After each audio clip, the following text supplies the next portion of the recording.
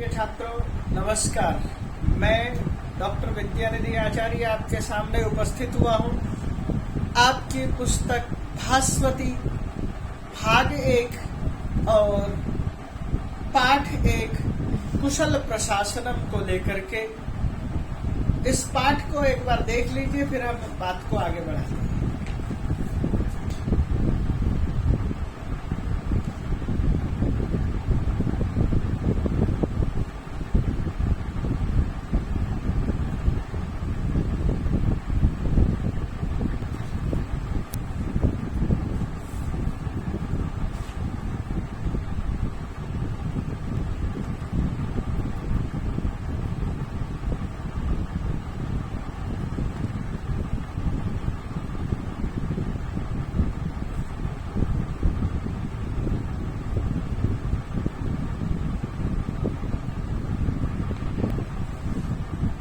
तो प्रिय बच्चों, मैं अपने पाठ पर वापस आ रहा हूँ। हम पाठ पढ़ेंगे भास्वती का भाग 1 और पाठ का नाम है कुशल प्रशासनम और प्रथमा पाठन।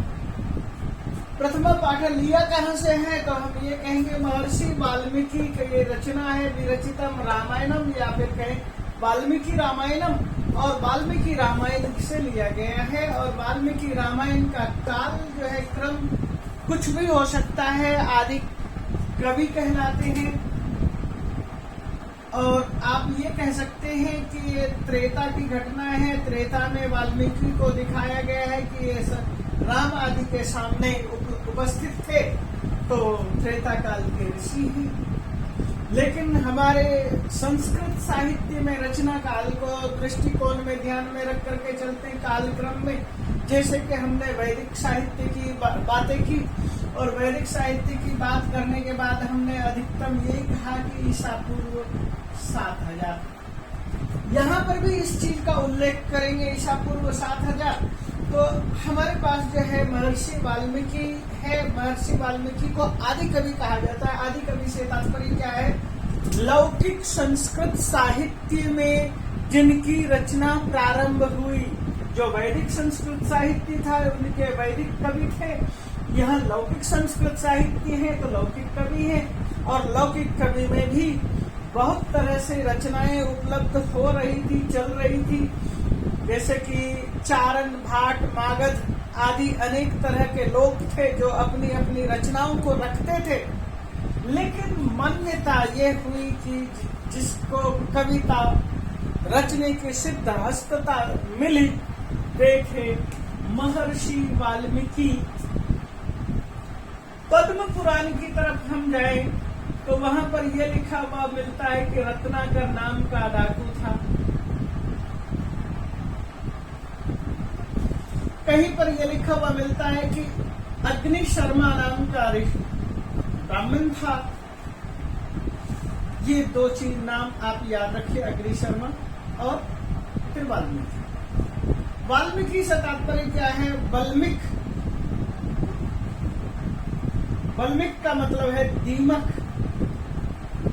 तात्पर्य केवल इतना है, ये जब साधना करने के लिए बैठे हुए थे तो साधना करते करते इनके शरीर पर मिट्टियां चढ़ गई। हवा, आंधी, तूफान और मिट्टी की वजह से ये मिट्टी में दब गए थे।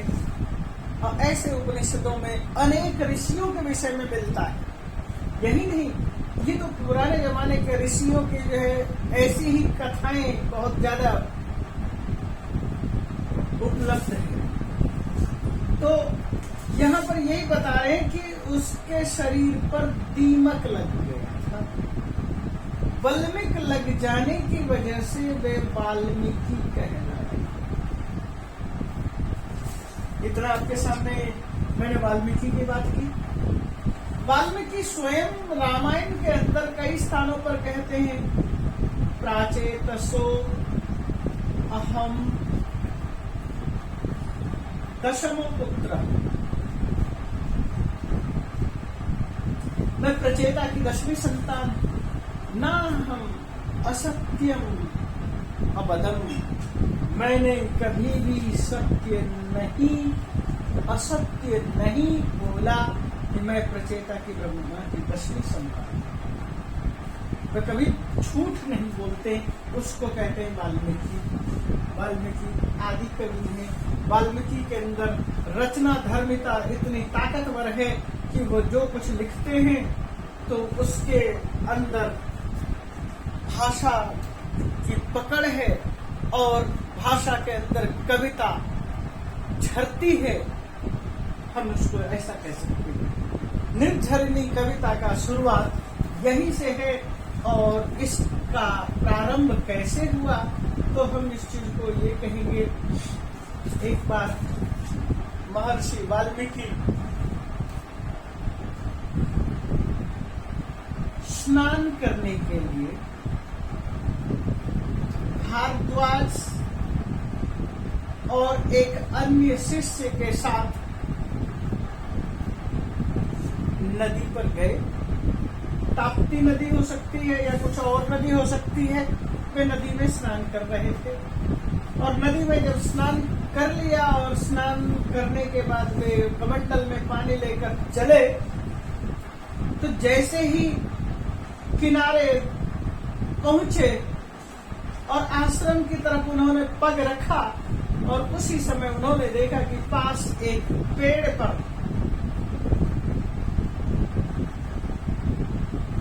क्रौंच और क्रौंची दो पक्षी हैं और एक व्याध है यानी शिकारी है। व्याध ने एक तीर चलाया और क्रौंच घायल हो गया, मर गया।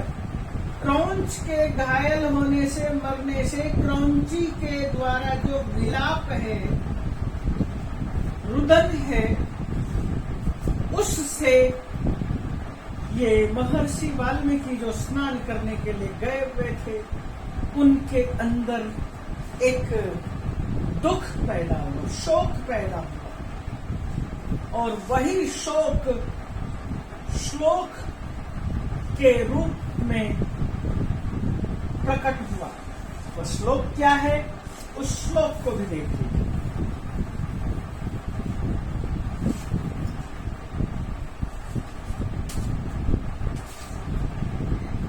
मां निषाद प्रतिष्ठा त्वामगमः शाश्वती सम यत् क्रौंच मिथुनादेकम्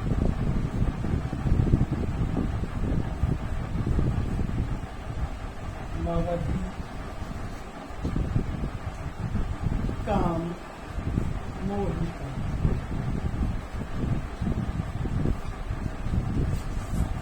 ये वाल्मीकि के मुख से निकला हुआ एक शोक था, एक उद्गार था। हे निषाद, हे व्याध, हे बहेरिया, हे शिकारी, त्वम मां प्रतिष्ठान त्वम अगम। तुम्हें कभी भी प्रतिष्ठा न मिले। मां निषाद प्रतिष्ठान त्वम अगम शाश्वती सम। कब तक? तुम्हें शाश्वत काल तक, जब तक ये धरती है तब तक, शाश्वत काल तक, अनंत काल तक तुम्हारी कभी भी प्रतिष्ठा न हो। हे बहेलिया, तेरी प्रतिष्ठा कभी न हो। क्यों? क्रौंच मिथुनात एकम अवधि। क्रौंच जोड़े में से, क्रौंच मिथुन जोड़े में से एकम अवधि, एक को मार दिया। काम मोहितम, अपने काम से मोहित होकर अपने भरण पोषण के लिए, अपने खान पान के लिए, व्यापार के लिए, किसी भी चीज के लिए किया, अपने आजीविका को ही बढ़ाने के लिए किया। कैसे भी किया, अपने काम से मोहित होकर के किया। उनके मुंह से शोक निकला। करुणा रस के प्रथम कवि हैं, करुण प्रधान है। उनका हृदय कुछ भी देखता है चित्कार कर उठता है, वहां करुणा ही करुणा व्याप्त है। ऐसे महर्षि वाल्मीकि है। इसलिए ये काव्य ही करुण रस का काव्य है। आप इसको कोई सभी रस की तरफ जोड़ेंगे, मूलतः ये करुणा की तरफ जाता है। यही मूल आधार है रामायण की रचना का। और ये जो शोक है उसने बोल तो दिया। जब भी कोई किसी को के लिए सामने होकर के कुछ बोलता है तो उसके मन में वह विचार चलता रहता है कि मैंने कुछ ज्यादा गलत तो नहीं कर दिया, मैंने कुछ श्राप तो नहीं दे दिया, मैंने कुछ ज्यादा गलत शब्दावली तो प्रयोग नहीं कर दिया, मेरे शब्दों में रूखापन तो नहीं था, मेरा व्यवहार लोक संस्कृति से जुड़ सकता है या नहीं जुड़ सकता है, कहीं ऐसा तो नहीं कि मैं किसी का अपमान कर रहा हूं। उस तरह से उसके मन में खलबली मच गई। उस खलबली के बाद उसने फिर से विचार किया कि मैंने कहा क्या है। फिर से उसने कहा मानिषाद प्रतिष्ठाम त्वाम अगम शाश्वती सम यत् क्रौंच मिथुनादेकम अवधि काम मोहितम। और उसने भारद्वाज से कहा, भारद्वाज मैंने ये कहा है, इसको याद करो। उसने याद किया और उसके बाद जब विचारा तो ये पता चला अनुष्टुप छंद है, छंदोबद्ध रूप में उसने जो कुछ कहा है वह छंदोबद्ध है। ये उनके अंदर से निकला हुआ छंद है, अनुष्टुप छंद है। याद रखिए, अनुष्टुप छंद में 32 वर्ण होते हैं, 4 चरण होते हैं,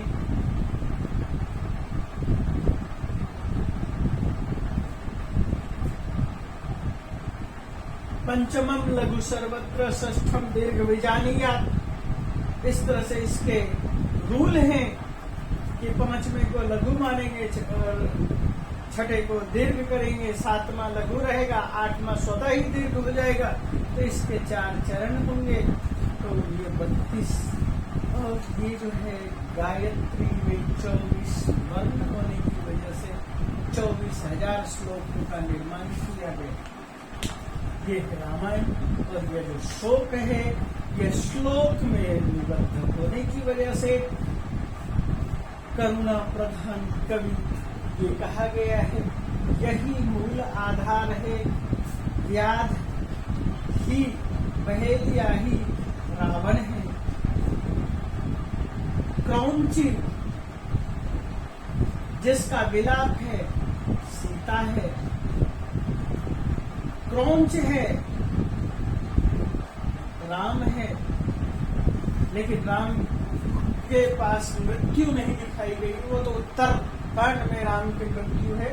लेकिन ये यहाँ पर यही है कि रावण यहाँ पहुंचता है, यहाँ से इनको प्रभावित करता है। तात्पर्य वही है, राम को अंत की तरफ ले जाना। यही चरण है, यही अवस्था है, यही क्रम। तो मैं ये सारी बातें कही। 24,000 श्लोक रामायण के अंदर। ये आदि कवि है, पहले कवि है। इसके विषय में मैंने ये टाइम बता दिया है कि फिक्स कि ये इस टाइम की रचना मानी जाती है। इतने श्लोक हैं। इसके अंदर 7 कांड हैं। बालकांड, अयोध्या कांड, अरण्य कांड,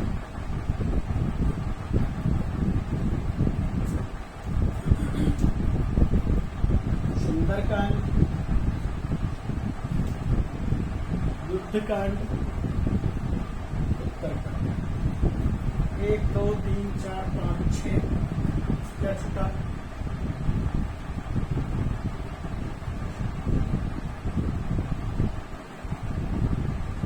बालकांड से शुरू होकर के उत्तरकांड तक अंत है। और एक कांड छुटा है, उसको फिर हम बात करेंगे। लेकिन हमारा अभी पाठ्य पुस्तक का आधार है अयोध्या कांड के अंत से दिया गया श्लोक। और उस श्लोक के आधार पर राम और भरत का मिलाप हम इन चीजों पर देखेंगे। हमारा ध्यान केंद्र यहाँ होगा ये जो समय निर्धारित है, इस समय निर्धारित करने के पीछे रचना के अंदर नवीनता, नए शब्द, व्याकरण सम्मत शब्द, इन चीजों को ध्यान में रख करके इन चीजों को कहा गया है कि 500 ईसा पूर्व से 200 ईसा पूर्व तक है, क्योंकि ये जो व्याकरण की रचना है महर्षि पाणिनि ने ईसा से 700 साल पहले रचना की थी। उसको भी लोगों ने 500 साल तक ले जाने की कोशिश की, जिसे हम कहते हैं पाणिनि, जिनका दक्ष भी नाम है, दाक्षीपुत्र। इनकी रचना है अष्टाध्यायी, धातुपाठ, लिंगानुशासन,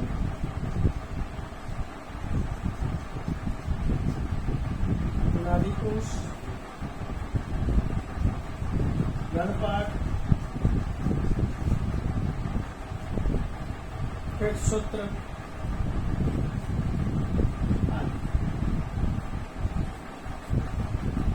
पाणिनि ने महाकाव्य भी लिखा था। उस काव्य का नाम है, आपने देखा होगा, बूढ़ा जामवंत, उनकी पुत्री का विवाह, तो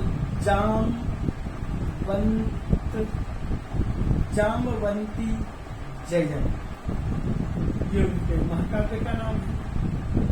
चलिए हम उधर न जाकर के वापस यहाँ पर आते हैं, और यहाँ पर जिस चीज की चर्चा करेंगे, जिन श्लोकों की चर्चा करेंगे, उनको गंभीरता से ध्यान से देखिए, सुनिए, समझिए क्या कुछ कहना है, उस चीज को वापस लेकर चल रहे हैं।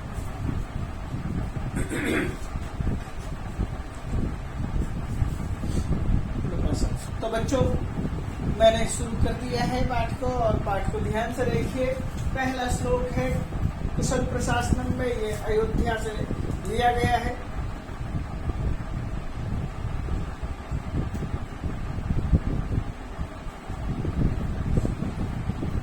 वो शुरू ये है कि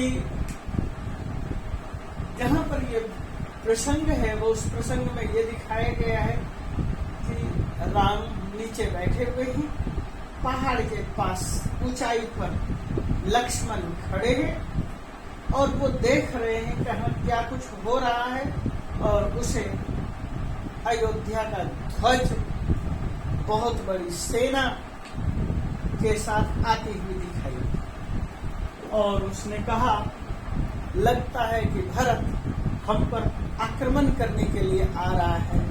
भ्राता राम बताएं क्या करें। उसने कहा कि कुछ मत करो, आने दो, देखो, समझो। उसके बाद क्या कुछ होता है उस चीज को देखिए। भरत आ रहे हैं, भरत आ गए, भरत विराजमान हैं, बैठे हैं, किस तरह से दिखाई दे रहे हैं उस चीज को देखिए। जटिलम जटाजूट वाला, जटिलम जटाधारी। पुराने टाइम में दो तरह के लोग होते थे, जटिलम मुंडितम, या तो जटिल होते थे या मुंडित होते थे, सर पर जटाएं होती थी, तो जटिलम जटा से चीर वसनम, जिसके वसन चीर हैं, पुराने कपड़े जिसने पहन रखे। प्रांजलिम, हाथ जोड़े हुए को। पतितम, गिरे हुए को, धरती भूमि पर, धरती पर गिरा हुआ है, धरती पर बैठा हुआ है। ये सारे के सारे विशेषण है। जटिलम है, चीरवसनम है, प्रांजलिम है और पतितम है। इसके अलावा एक और है, 5 दूरदर्शन, बहुत कठिनाई से दिखाई पड़ रहा है। ऐसे भरत को रामदर्श, राम ने देखा। राम की ने भरत की दशाएं देखी है, वो दुर्दर्श है, यानी कि बड़ी कठिनाई से देखा जा पा रहा है, यानी कि इतना कमजोर हो चुका है। आगे देखेंगे हम उन श्लोकों को भी कि कैसी कमजोरी है। तो दूरदर्शन बड़ी कठिनाई से देखा जा रहा है। हाथ जोड़े हुए, चीरवसनम, पुराने वस्त्र पहने, जटिलम जटाधारी है, पतितम भूमि धरती पर आकर बैठ गया है, गिर पड़ा है का मतलब है बैठा हुआ है। और ऐसा लग रहा है जैसे युगांते भास्करम, यथा जैसे युग का अंत आता है, प्रलय होता है, उस समय भास्कर बहुत मध्यम दिखाई देता है। आप इसको इस तरह से सोच लीजिए कि संध्या काल है, संध्या काल को ही युगांत मान लीजिए, और संध्या का समय जब होता है तो उस समय भास्कर का तेज खत्म हो चुका है। जैसे भास्कर सूरज डूबने को होता है, अस्ताचलगामी होता है, तो उस समय उसका आलोक, उसकी तीव्रता, उसको क्षीणता में बदल जाती है। कई बार स्थिति यह होती है कि हम देख रहे होते हैं एक साइड में सूरज भी है, एक साइड में चांद भी है आकाश में, और दोनों की स्थिति एक जैसी दिखाई देती है। ये लगभग शुक्ल पक्ष में कई बार हमें दिखाई देता है, और जब संध्या काल हो और सूर्य का उदय, अस्त काल आ गया है और चंद्रमा का उदय काल है, दोनों ही दिखाई देगा। यहाँ पर हम उस समय भी ये देखेंगे भास्कर की दशा एकदम दूरदर्शन, बड़ी कठिनाई से देखा जाता है, या ये पहचान नहीं सकते कि वह वास्तव में सूरज है। आगे श्लोक को देखते हैं। कथनचित किसी तरह से, अभिज्ञा जानकर, अभी उपसर्ग है, ज्ञा धातु है, लेप प्रत्यय है, किसी तरह से जाना। क्या जाना, कैसे जाना, अभिज्ञा ले, कथनचित किसी तरह से।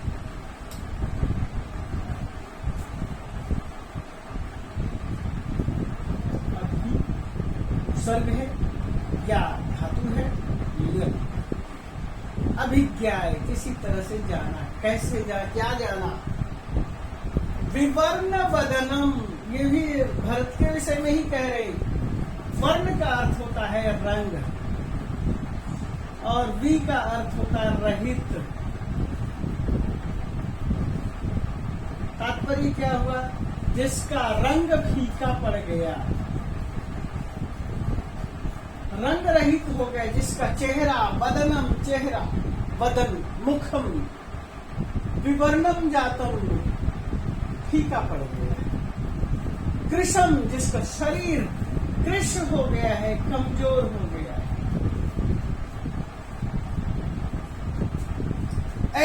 ऐसा है भरतम, भ्रातरम भरतम, भरत भाई को, जो भूमि पर बैठा हुआ है, धरती पर बैठा हुआ है।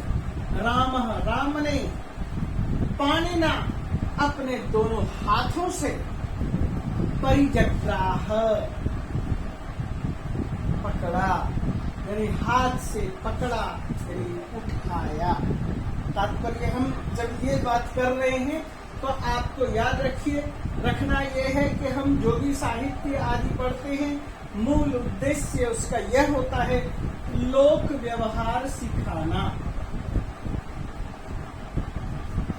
तो बड़ा भाई छोटे भाई को किस तरह से उठाएगा, उस चीज को यहाँ पर प्रदर्शित किया। पाणिना, पाणिभ्याम की जगह यहाँ पर पाणिना लिखा है। एक हाथ से उठाना और दोनों हाथ से उठाना, दोनों में अंतर है। उन्होंने लिखा बेशक पाणिना है, लेकिन दोनों हाथों से उठाया। परिजग्राह, पकड़ करके ऊपर किया, उठाया। लिट लकार का प्रयोग है। जग्राह गृह धातु का और परिउपसर्ग। तो यहाँ पर चेहरा भरत का फीका पड़ चुका है, शरीर कमजोर है।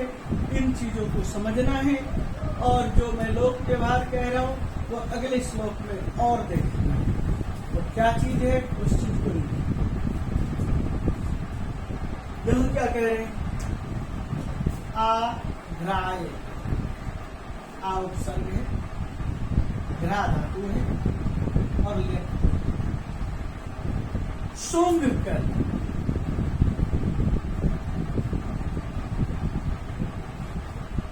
तम मूर्धनिम आग्राय, उसके मूर्धा को, उसके माथे को आग्राय सूंघ कर। बहुत सारी माताएं अपने बच्चे के सर को कनपट्टी को चूमती है। वही भाव है, क्योंकि भरत छोटा है, राम बड़ा है, तो उस भाव को भी यहाँ पर ध्यान में रखा गया है। इसलिए राम ने मूर्धा को सूंघा, यानी अपने नाक को उसके कनपट्टी तक लेकर गया। सूंघा तात्पर्य ये है चूमा। राघवम, किसको? राघव को। ये राघव शब्द कौन है? रघो अपत्यम राघव, रघु की संतान, रघोर अपत्यम राघव। ऐसे दनो अपत्यम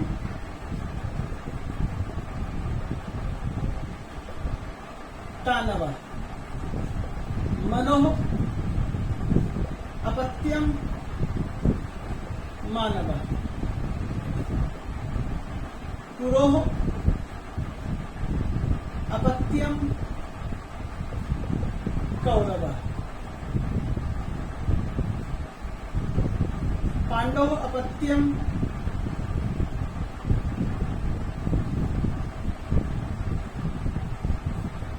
पांडव। अपत्यम पौत्र प्रभृति गोत्र, इस सूत्र से अण प्रत्यय हुआ है। कौरव पांडव इस तरह से प्रयोग होता है। पुत्र अर्थ में, पौत्र अर्थ में यहाँ राघव शब्द प्रयोग हुआ है। राम के लिए नहीं बल्कि भरत के लिए राघव पुत्र अर्थ हो, चाहे पौत्र अर्थ हो या अन्य कोई भी अर्थ हो, प्रभृति शब्द का प्रयोग किया है पाणिनि ने। अपत्यम, पौत्र, प्रभृति और गोत्र शब्द का भी इस्तेमाल किया है। चाहे वो रघु की संतान जितने भी हैं सब राघव है, चाहे वो अज है, दिलीप है, राम है, भरत है, लक्ष्मण है या लव कुश है, अग्निवर्ण है, अन्य कोई भी है, सब राघव है। तो क्या कहना है?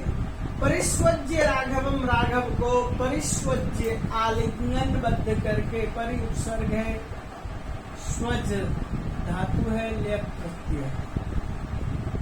परिस्वज्य आलिंगन करके, अंके भरतम आरोप्य, भरत को अंक में आरोपित करके, आ उपसर्ग है, रूप धातु है और लेप प्रत्यय आरोप किए बैठा। भरत छोटा है इसलिए भरत को गोद में बैठा। भरत कमजोर है इसलिए उसको गोद में बैठा। भरत हतोत्साहित है, पिता का देहांत हो गया इसलिए उसको सांत्वना दे रहे, बड़ा भाई सांत्वना दे रहे, गोद में बैठा। सादरम, आदर के साथ बड़े प्यार से उसको गोद में बैठाया और पर्यपृच्छत, पूछा। इसमें भी संधि है, इस संधि को देखिए क्या है। परि प्लस जोड़ अपृच्छत, ई के बदले में ये रेफ है, पर यह में प मिलाया, ठीक ये सेम वैसे ही है। प्रति प्लस एकम प्रत्येक,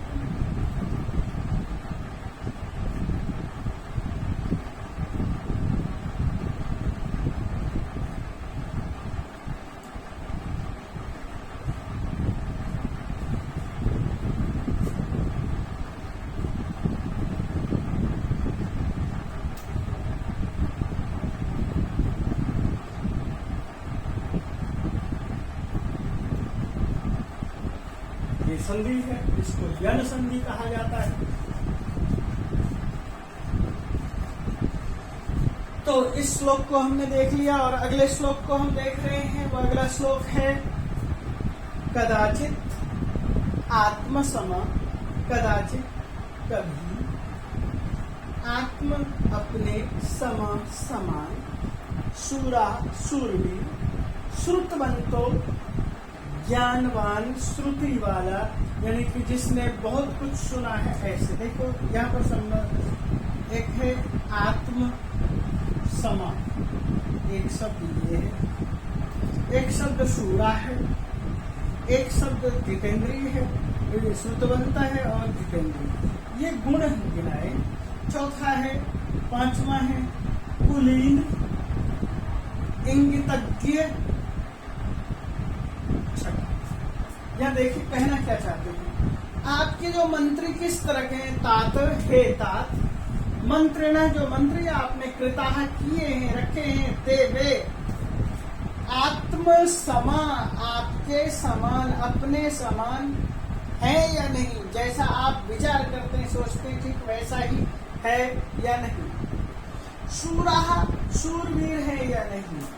श्रुतवंत, श्रुति का मतलब है जो श्रुति परंपरा से बहुत सारे चीजों को जिसने सुना है, श्रुतवान हो गया है, ज्ञानी हो गया है। और जितेंद्रिय है, जिसने अपने इंद्रियों को कंट्रोल में कर लिया है। कुलीन, उत्तम खानदान में पैदा हुआ है। इंगितज्ञ, और चेष्टाओं को समझता है, इशारों को समझता है। ये 6, 1, 2, 3, 4, 5, 6, ये 6 गुण वाले मंत्रिणः, मंत्री आपने किए हैं या नहीं, आपके मंत्रियों में ये गुण उपलब्ध हैं या नहीं। तो ये गुण 6 गुण होने चाहिए। मैं आपके सामने एक छोटा सा उदाहरण देता हूँ। मैंने सुना है कि एक राजा था भरतपुर का, और उसने सुबह सुबह उठ करके और सूर्य दर्शन करने लग गए। 2 मंजिले पर खड़े हुए, उसने अपनी मूंछों पर ताव दिया, और मूंछों पर जैसे ताव दिया, उस समय वहां पर झाड़ू लगाने वाली मेहतर, उसने उस दशा को देखा, और दशा को देखने के बाद कुछ दिनों के अंदर ही उसने जिस तरफ उसने देखा था, मूंछ पर हाथ रखा था, और जिस दिशा को देखा था, वहां के किले पर जो दूसरे राजा थे, वहां पर जाकर के सूचना पहुंचवा दी कि आप पर हमला होने वाला है। इन्होंने तो बहुत बाद में विचारा, 5-7 दिन बाद विचारा कि क्या इस पर हमला किया जाए। मंत्री परिषद में बैठक की, और उसके बाद सेना तैयार करते करते जो है इनको मास गुजर गए। जब इन्होंने हमला किया तो जिस दिशा में उसने मुंह करके मूंछों पर ऐंठ दी थी, वहां के राजा 1 मास पहले से पूरी तरह से तैयार थे हमला रोकने के लिए और जीतने के लिए। उन्होंने उस राजा को जीत लिया। पूछा कि आप हम पर हमला क्यों करना चाहते हैं, क्यों चाहते थे? तो उसने कहा कि आपको कैसे पता चला कि हम हमला करना चाहते थे? बोला हमें 1 महीना पहले से जानकारी है। तब खोजबीन की, बहुत खोजने के बाद पता चला कि उस महिला ने, झाड़ू लगाने वाली महिला ने ये सूचना वहां तक पहुंचाई थी। तात्पर्य क्या है? इशारे को समझना, इंगितज्ञ होना, इशारा को समझना। क्या आपकी बातों के, आपके इशारों को लोग समझ पाते हैं या नहीं? तात शब्द संबोधन है, तात शब्द हेलो के अर्थ में प्रयोग करते हैं। और इसी चीज को हम थोड़ा सा और आगे कुछ 1-2 श्लोक के साथ चलते हैं। देखिए आगे इसको। तो बच्चों अगले श्लोकों में देखते हैं। राज्ञाम विजय मूलम मंत्रो भवति। राजाओं का, राज्य शब्द षष्ठी विभक्ति बहुवचन है, राजाओं का, हे राघव, हे भरत, राजाओं का विजय का मूल, विजयस्य मूलम, विजय मूलम मंत्रो ही भवति। मंत्र ही होता है, निश्चित रूप से राजा का विजय का मूल साधन मंत्र है। और इसलिए कहते हैं शास्त्र को विजय, शास्त्र के जानकारों के द्वारा, शास्त्र को समझने वालों के द्वारा, मंत्री धुरई अच्छे मंत्रियों के द्वारा, आमात्य बहुत सारे अच्छे आमात्य मंत्रियों के साथ समृद्ध होकर के अच्छे ढंग से आप मंत्र पर चर्चा करते हो या नहीं? आप, क्योंकि मंत्र ही, मंत्र से तात्पर्य क्या है? मंत्रणा। मंत्रणा कहाँ से शब्द आया? मंत्री शब्द से आया। तो मंत्रणा करने वाले, जो गुप्त परामर्श देने वाले हैं, विचार देने वाले हैं, श्रेष्ठ मंत्रियों के द्वारा, अमात्यों के द्वारा, जानकारों के द्वारा अच्छी तरह से मंत्रणा देने वाले शास्त्र को विदय शास्त्र के जानकारों के द्वारा मंत्रणा की जाती है या नहीं, चर्चा की जाती है या नहीं, क्योंकि राजाओं का विजय का मूल मंत्र ही है। श्लोक मुझे लगता है आपको समझ में आ गया होगा। तो अगला श्लोक हम देखते हैं। अगले श्लोक में हम क्या कहना चाह रहे हैं? कच्चित कहीं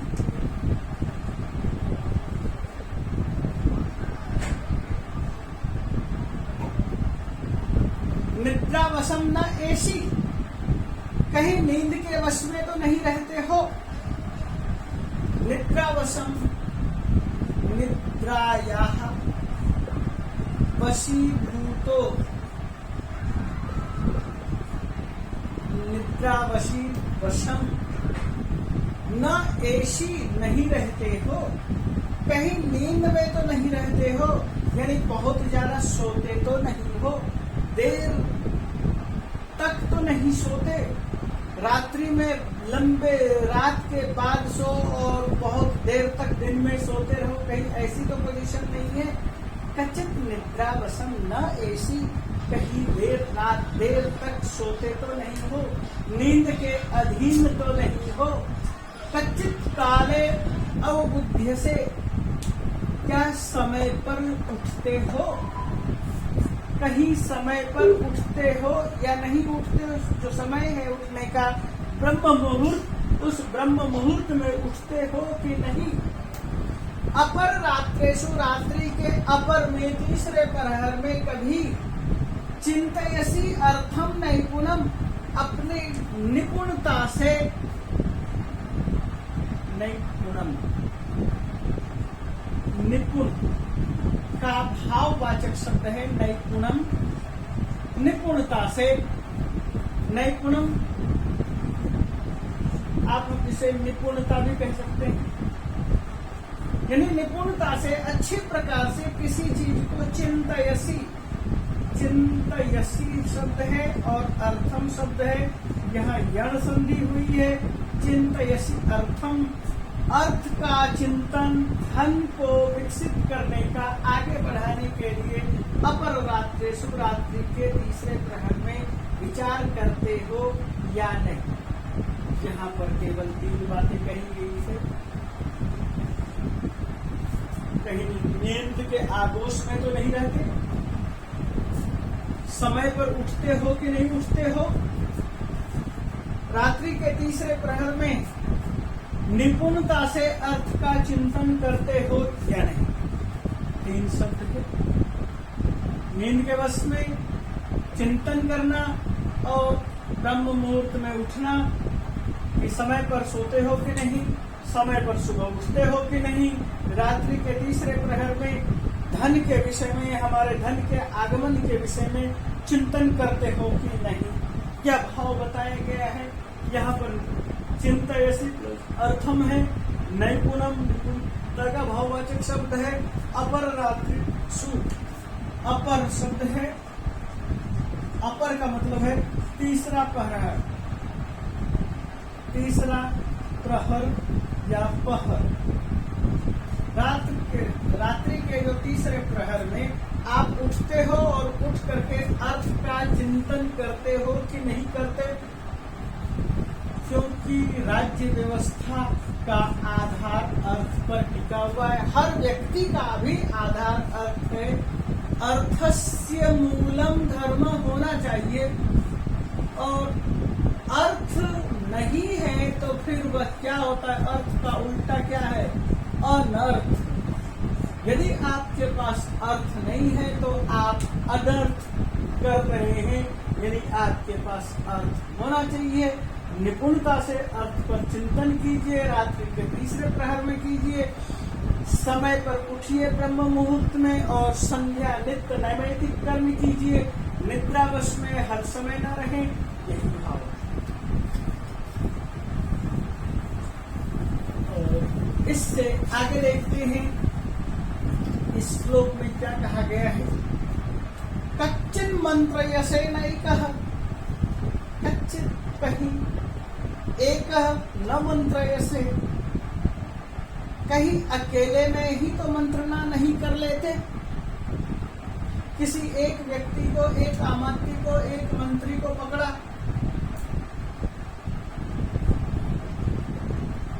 और उसी के साथ केवल चिंतन कर लिया, उसी से मंत्रणा कर ली। कहीं ऐसा तो नहीं है? न एकेन सह नैकः, कहीं अकेले ही मंत्रणा तो नहीं करते? कच्चित् न बहुभिः सह, कहीं ऐसा तो नहीं कि आप मंत्रणा करते हैं बहुत सारे लोगों के साथ? जो मंत्रणा 8-10 लोगों के साथ करना चाहिए, वो जो है बहुत सारे लोगों के बीच में आपकी मंत्रणा, कहीं आपकी मंत्रणा एक जगह एक के साथ तो नहीं होती, और वो जो मंत्रणा है ये बहुतों में तो नहीं फैल जा रही है। कच्चित् मंत्रितो मंत्रो राष्ट्रम न परिधावति, कहीं ऐसा तो नहीं कि आपने मंत्रणा की, आपने विचार कर लिया और वह जो मंत्रणा है, वह जो विचार है, वह गुप्त संदेश है, रहस्य है, वो अपर राष्ट्रम न परिधावति, कहीं दूसरे राष्ट्र में तो नहीं चला जा रहा है, परिधावति चला जाता है। हमने अभी थोड़ी देर पहले एक छोटी सी कथा के माध्यम से आपको सुनाया, मूस की ऐंठन और इंगित चेष्टा, फिर उसका संदेश दूसरे राष्ट्र में चला गया। कहीं ऐसा तो नहीं कि आप कोई योजना बना रहे हैं और वह योजना दूसरों के राष्ट्र में चला जाता हो, दूसरे लोग आपकी मंत्रणा से प्रभावित होकर के अपने काम को करना शुरू कर दें, दूसरे आपके राष्ट्र के विकास से कहीं जलना शुरू न हो जाए। इसलिए आपकी मंत्रणा आपके पास रहनी चाहिए, आपकी मंत्रणा आपके लोगों तक ही सीमित रहनी चाहिए। वह मंत्रणा वह दूसरों तक नहीं पहुंचे, नहीं तो वो राष्ट्रम दूसरे के राष्ट्र में चली जाती है। अपर राष्ट्रम न विधावति का तात्पर्य यही कि आपकी मंत्रणा आपके राष्ट्र तक ही रहती है या कहीं बाहर चली जाती है। इस बात को ध्यान में रखना है। तो कहीं अकेले में तो मंत्रणा नहीं करते, कहीं आपने बहुतों के साथ मंत्रणा कर ली और वो मंत्रणा आपके मंत्रियों के द्वारा कहीं दूसरे तरफ तो नहीं चली गई, कहीं दूसरे के राष्ट्र में वह मंत्रणा तो नहीं चली गई। इन बातों को ध्यान रखना है। और इसी के साथ में ये 7 श्लोक हुए और इन 7 श्लोकों के साथ जो है मैं इस पाठ को यहाँ विराम दे रहा हूँ। आगे जो है बाकी 15 श्लोक जो हैं, शेष श्लोक 15 तक, उसको अगले हिस्से में पढ़ेंगे। इसके साथ धन्यवाद।